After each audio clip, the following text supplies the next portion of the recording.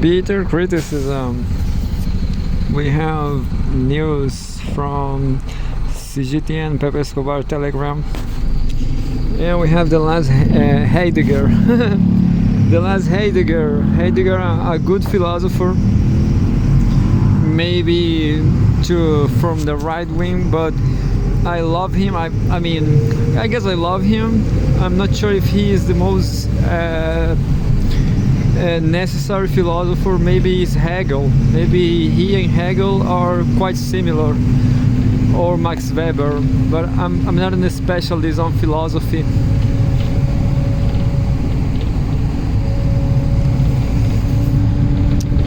I'm gonna drink this Heidegger.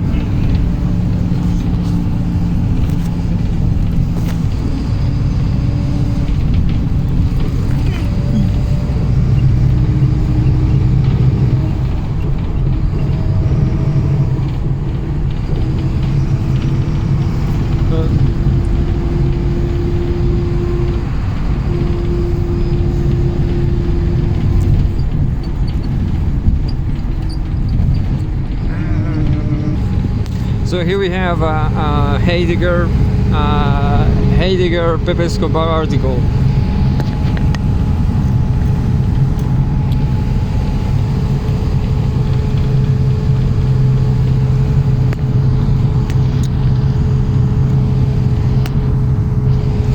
Putin's war. No, this is impossible, you know.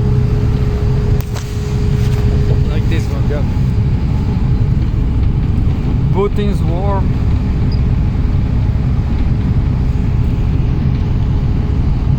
Putin's war to reshape the America Zeitgeist. This is I guess it's a Hegelian concept by Tyler Durden, Monday, June 24, 2024, submitted by Alastair Crooke.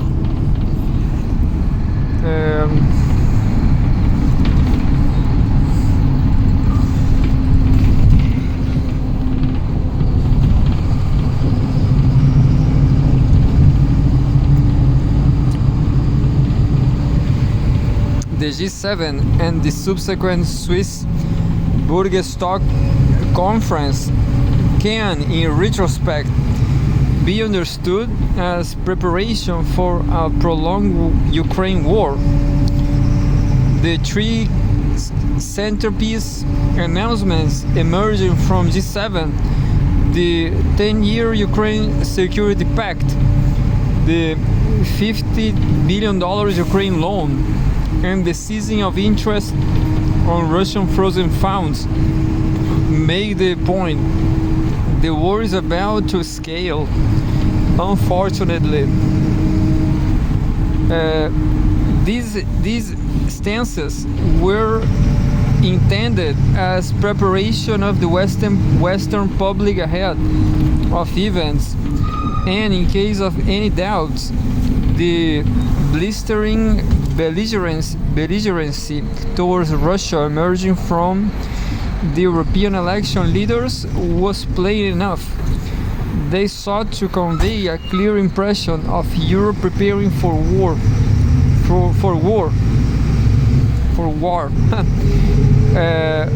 What then lies ahead? According to White House spokesman John Kirby, Washington's position on Kiev is absolutely clear. First, they've got to win this war. They gotta win the war first. So, number one, we are doing everything we can to make sure they can do that. Then, when the war is over, Washington will assist in building up Ukraine's military-industrial base.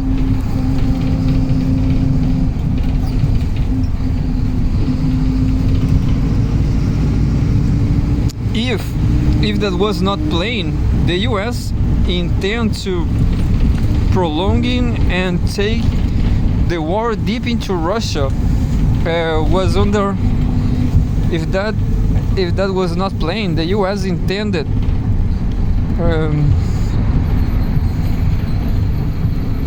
If that was not plain, the US intent to prolong and take the war deep into Russia was underlined by National Security Advisor Jake Sullivan. Authorization for Ukrainian use of American weapons for cross-border attacks extends to anywhere from which Russian forces are coming across the border. He affirmed too that Ukraine can use F-16s to attack Russia and use US supplied air defense systems to take down Russian planes. Even if in Russian airspace, if they are about to fire into Ukrainian airspace.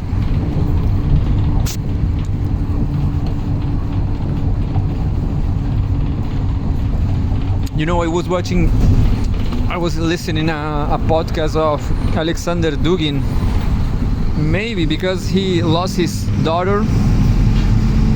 The question is, they are prepared for war. They are going to war. They have a belligerent rhetoric. It's gonna happen. In September we will see World War III. Ukrainian pilots have the latitude to judge the intent of Russian fighters' aircraft. Expect the parameters of this authorization to widen quickly, deeper to air bases from which Russian fighters bombers launch. Understanding that the war is about to transform radically and extremely dangerously, President Putin, in his speech to the Foreign Ministry Board, detailed just how the world had arrived at this pivotal juncture, on one which could extend to nuclear exchanges. The gravity of the situation itself demanded the making of one last chance offer to the West, which Putin emphatically said was no temporary ceasefire for Kiev to prepare a new offensive, nor was it about freezing the conflict, but rather his proposals were about the war's final completion.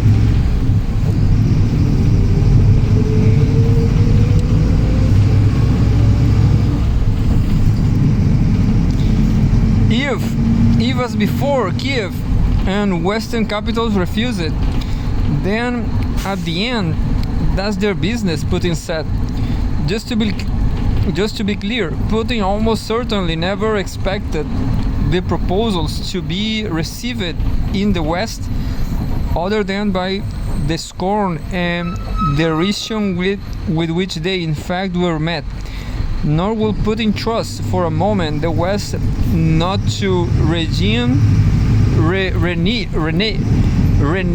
on an agreement were some arrangements to be reached on these lines. If so, then did President Trump make such a proposal last weekend? If the West cannot be trusted and its reaction was too predictable.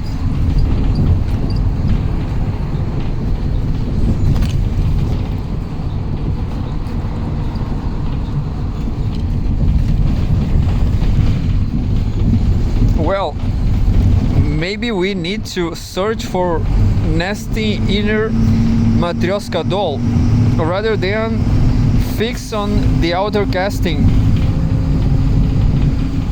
Putin's final completion likely will not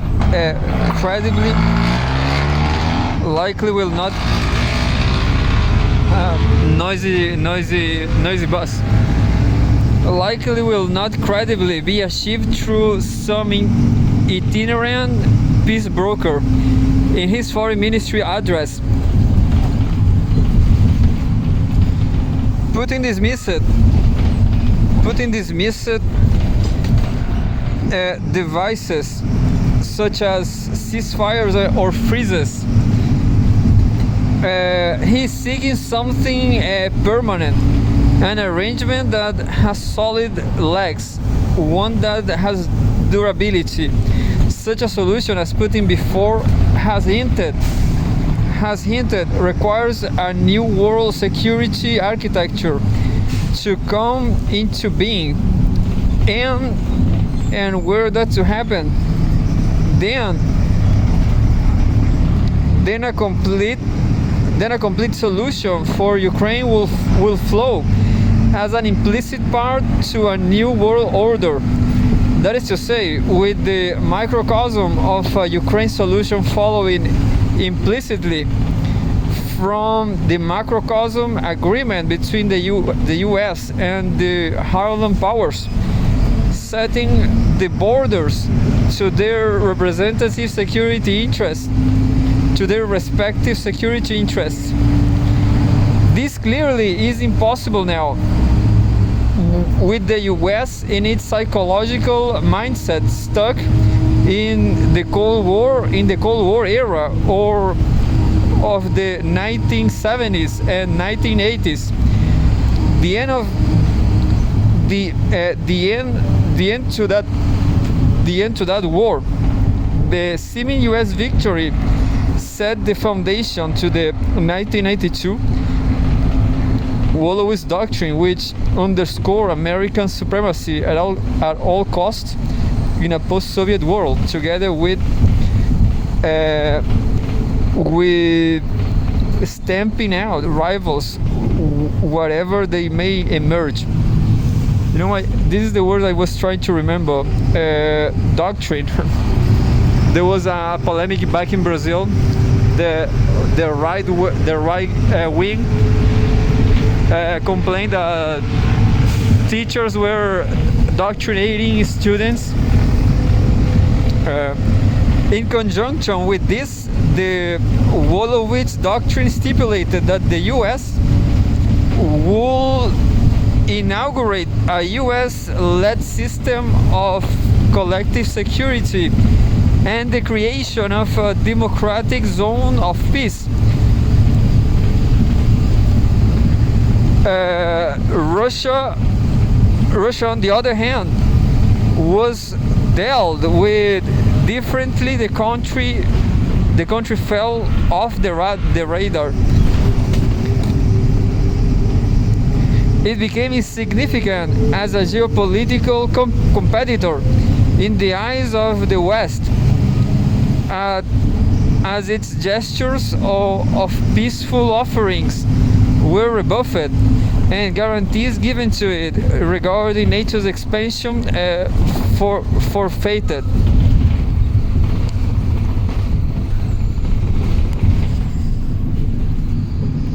This word I don't know this word, forfeited. Quote: Moscow could do nothing to prevent such an endeavor. The successor state of the mighty Soviet Union was not its equal, and thus not considered important enough to be involved in global decision making. Yet, despite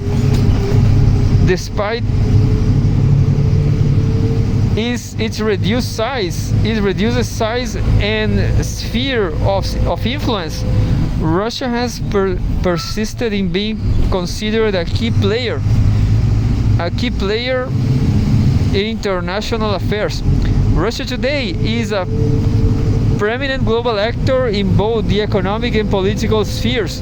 Yet for the ruling strata in the US, equal status between Moscow and Washington is out of question. The Cold War mentality still infuses the beltway with the unguaranteed confidence that the Ukraine conflict might somehow result in Russian collapse and dismemberment. This word I never read that word before. Dismemberment. It's pretty logical, actually. Putin in his address, by contrast, looked ahead to the collapse of the Euro-Atlantic security system and of a new architecture emerging. The world will never be the same again, Putin said. Implicitly, the hints that such a radical shift will be the only way credible to end the Ukraine war. and an agreement emerging from the wider framework of consensus on the division of interest between the Rimland and the Harlan in Mackinder's ASCII language will reflect the security interests of each party and not be achieved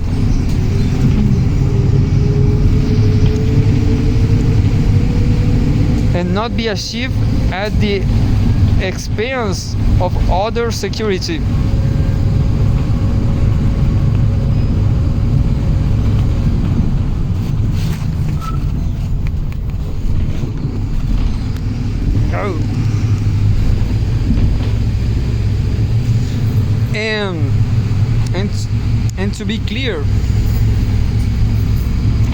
And to be clear,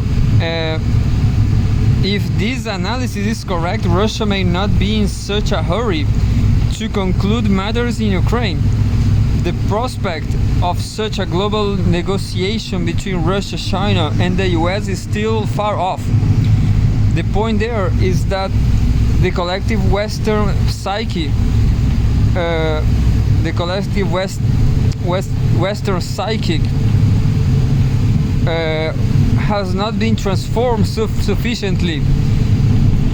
Treating Moscow with equal steam remains out of the question for Washington.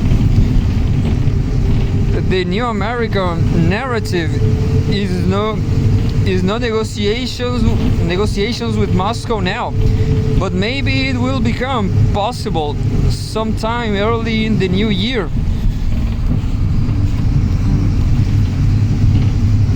After the US elections, well, Putin might surprise again by not jumping at the prospect, but rebuffing it, assessing that the Americans still are not ready for negotiations for a complete end to the war, especially as this latest narrative runs consequently with talk of a new Ukraine offensive shaping up for 2025.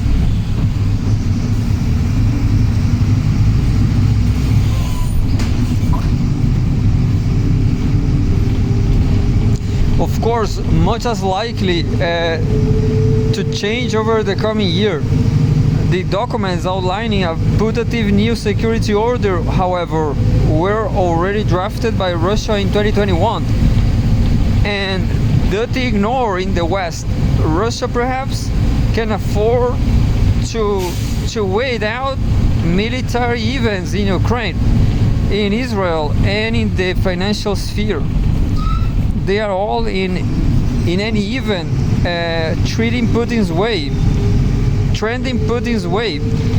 They are all interconnected and have the potential for wide metamorphosis. Put plainly, Putin is waiting on the shaping of the American Zeitgeist. He seems very confident both at St. Petersburg and last week in the foreign ministry. The backdrop of the G7's Ukraine preoccupation seemed to be more US election related than real. This implies that the priority in Italy was election options rather than a desire to start a full-blown, not hot war. But this may be wrong. Russian speakers during these recent gatherings, notably Sergei Lavrov, hinted broadly that the order already had come down for war with Russia. Europe seems, however, improbably to be gearing up for war, with much chatter about military conscription.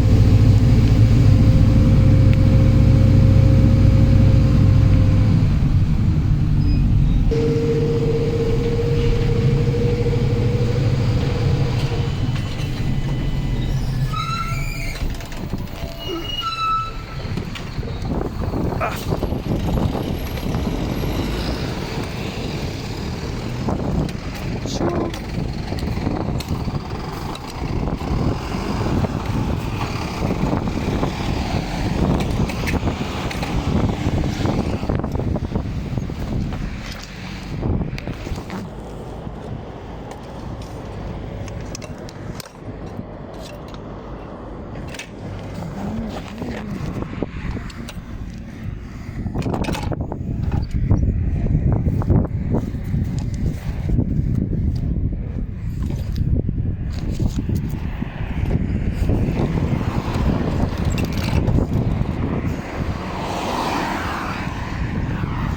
And that was the first part of the article. Unfortunately, I didn't record. You know, it was a really quick trip. It was a really quick travel, just 20 minutes. Definitely, it was so quick. But I could made it. The first part, I mean, outside waiting for the bus. That will not be enough.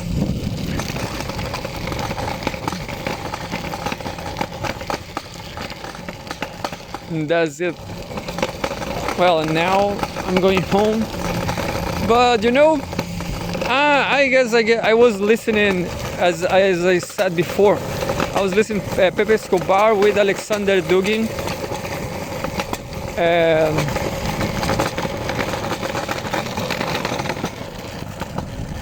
I guess it's not gonna be war. I mean, Alexander Dugin is ready for war. He's talking about Russia, you know. Dugin is saying Russia is ready. Is ready for war. I hope for a quick war, you know, quick, with missiles, and that's it, you know, just missiles and finish. Isn't it, Luli? Isn't it, Mila? Mila from Bahia, yeah. And there's the boat waiting for me, babies. I'm coming back with my boys.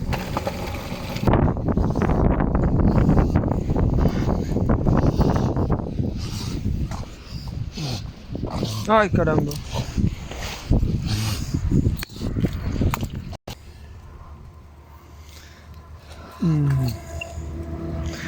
Back on the studio.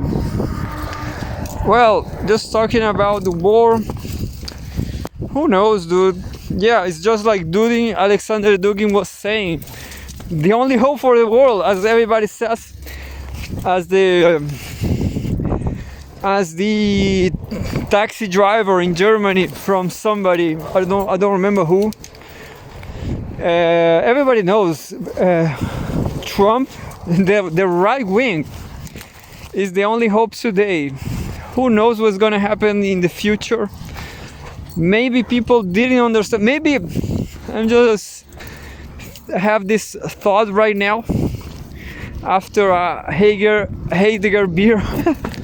Look, maybe the right wing, maybe they understand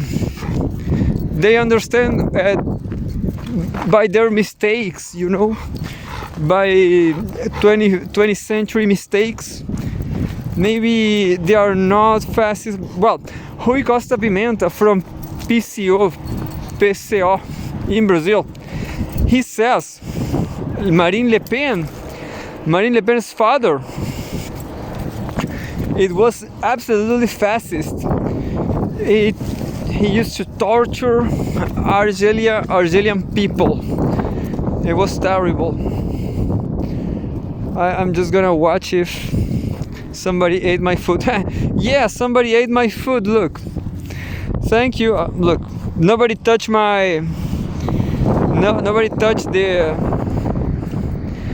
this vegetable, this orange vegetable. Well, I forgot the tripod. So here we are on the ground.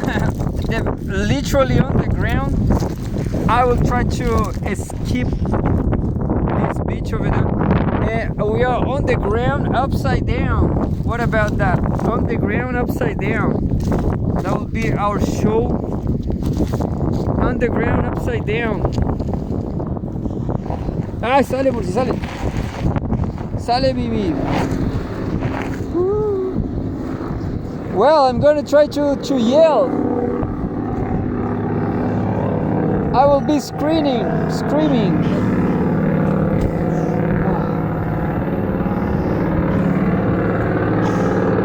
That's it.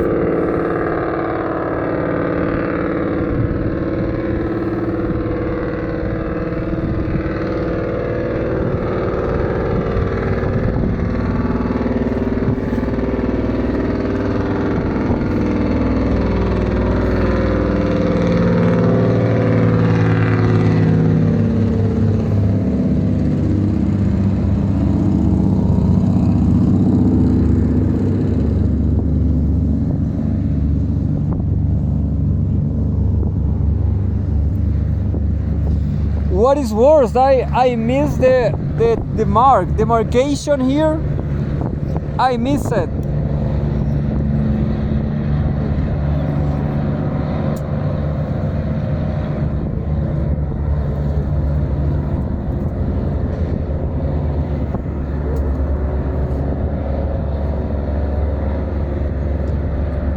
Ukrainian pilots. Well, of course, the noisy trucks all the time. Noisy truck at night. Ukrainian pilots have latitude to judge the intent of Russian fighter aircrafts. Expect the parameters of this authorization to widen quickly, deeper to air bases from which Russian fighters bombers launch. Understanding that the war is about to transform radically and extremely dangerously, President Putin, in his speech to the Foreign Ministry Board, detailed just how the world... Oh, now there's the wind.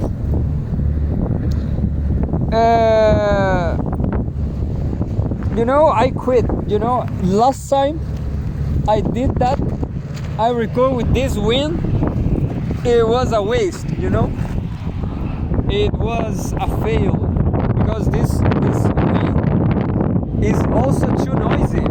This wind is absolutely noisy. So I'm gonna try something. I'm gonna scream right here in the microphone. That's it. Tommy News. That will be Tommy News.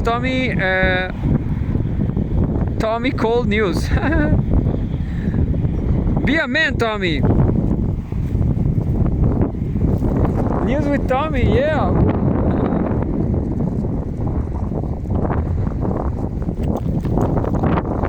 Ukrainian pilots have the latitude to judge the intent of Russian fighters' aircraft. Expect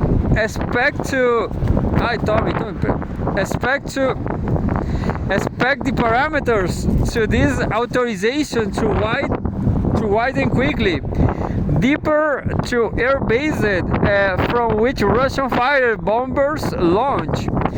Understanding that the war is about to transform radically and extremely dangerously, President Putin, in his speech to Foreign Ministry Board, detailed just how the world had arrived at this pivotal juncture, one which could extend to nuclear exchanges. The gravity of the situation itself demanded the making of one last chance. I read this. One last chance to offer to the West, which Putin emphatically said was no temporary ceasefire for Kiev to prepare a new offensive, nor was about freezing the conflict, but rather his proposals were about the war's final completion. If, as before, Kiev and Western capitals refuse it, then at the end, that's their business, Putin said. Just to be clear, Putin almost certainly never expected the proposals to be received in the West, other than by scorn and the derision with which they in fact were met.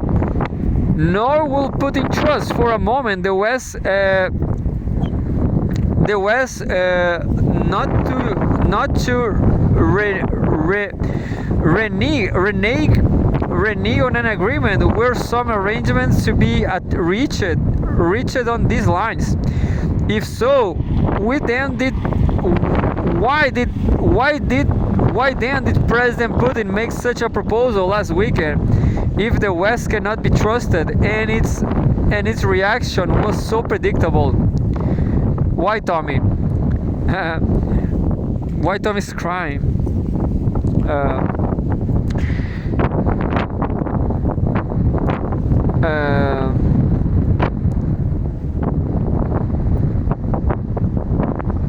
All this tax, all this Putin performance, all this is just politics, it's just theater.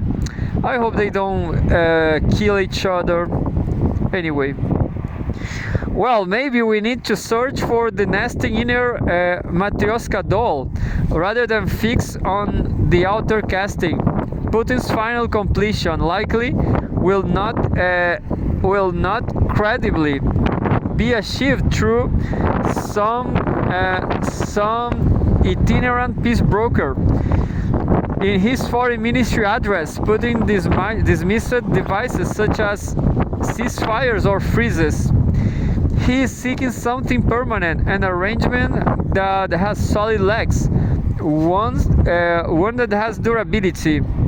Such a solution, as Putin before has hinted, requires a new world security architecture to come into being.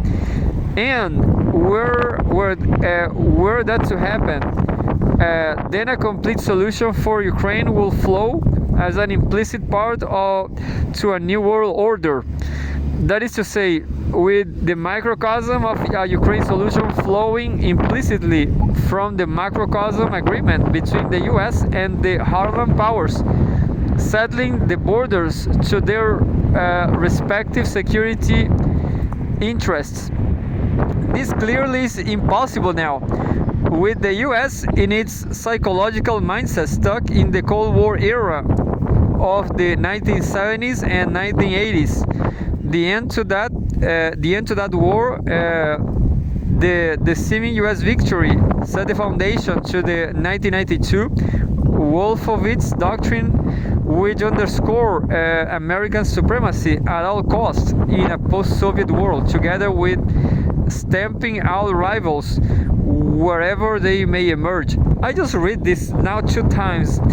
In conjunction with this, the Wolfowitz Doctrine stipulated that the US would inaugurate a US-led system of collective security and the creation of a democratic zone of peace. Russia, on the other hand, was dealt with differently. The country fell off the radar. It became insignificant as a geopolitical competitor in the eyes of the West, as its gestures of peaceful offerings were rebuffed, and guarantees given to it regarding NATO's expansion forfeited. Moscow could do nothing to prevent such an endeavor.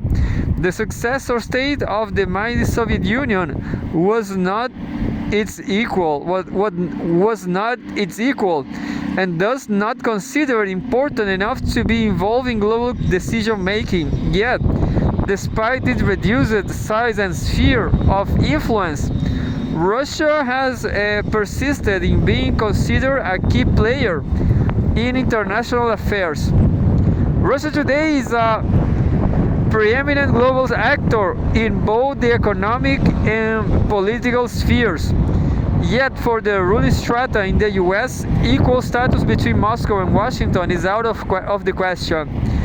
The Cold War mentality still infuses the Beltway in the unwarranted confidence that the Ukraine conflict might somehow result in Russian collapse and mismemberment. I just read this 3 times.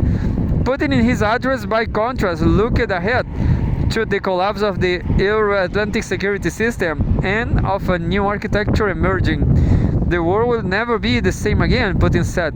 Implicitly, he hints that such a radical shift will be the only way credibly to end the Ukraine war, and an agreement emerging from the wider framework of consensus on the division of interest between the Rimland and the Heartland in Mackinder's Esque language will reflect the security interests of each party and not be achieved at the expense of other security.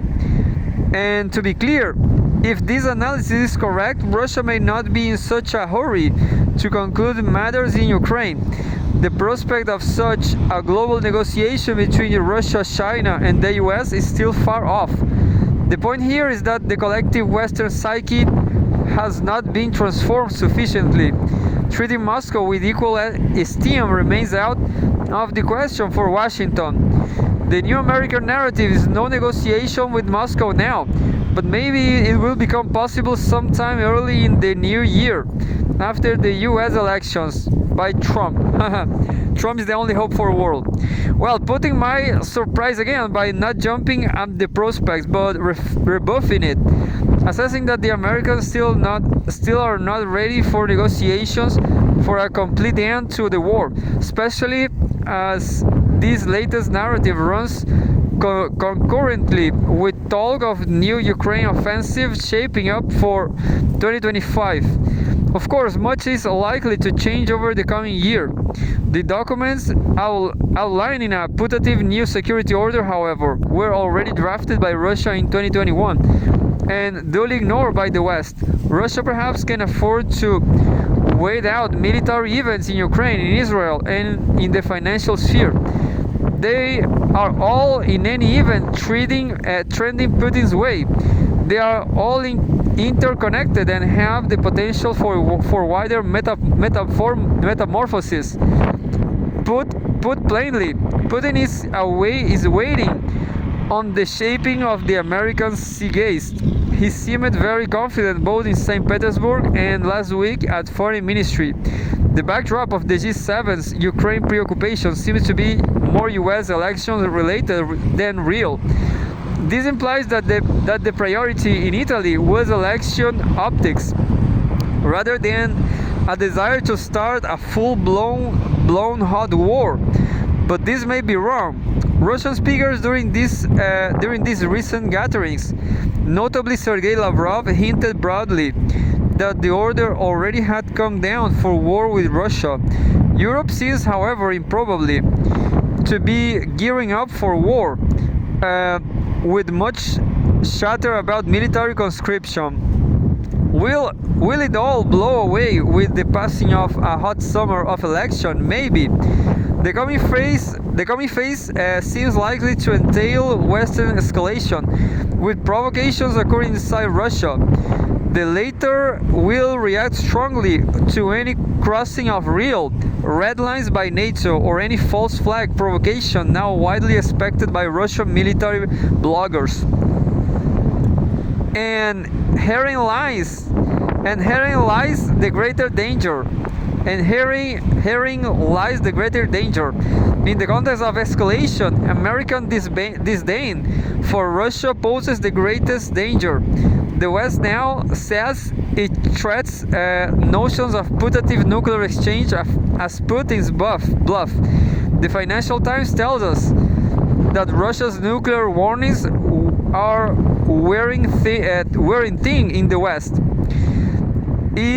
If this is true, Western officials utterly misconceive the reality. It is only by understanding that and taking the Russian nuclear warning seriously that we may exclude the risk of nuclear weapons coming into play as we move up the escalatory ladder with tit-for-tat measures. Even though they say they believe them to be bluff, US figures nonetheless hide the risk of a nuclear exchange. If they think it to be a bluff, it appears to be based on the presumption that Russia has few other options. This will be wrong. There are several escalatory steps that Russia can take up the ladder. before reaching the tactical nuclear weapon stage.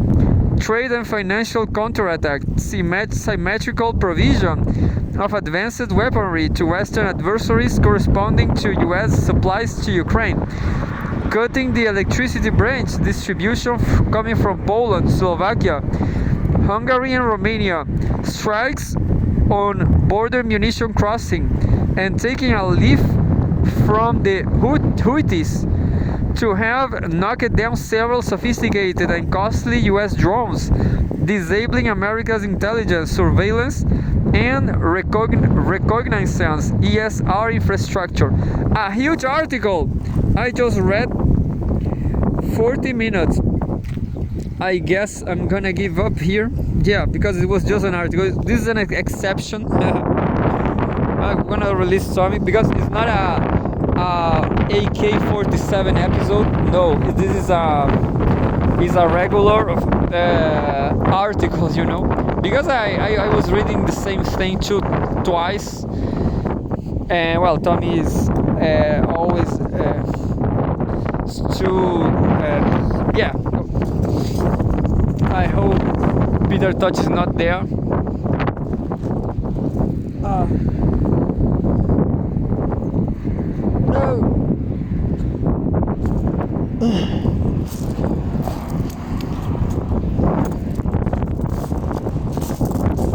Go away, Peter Touch.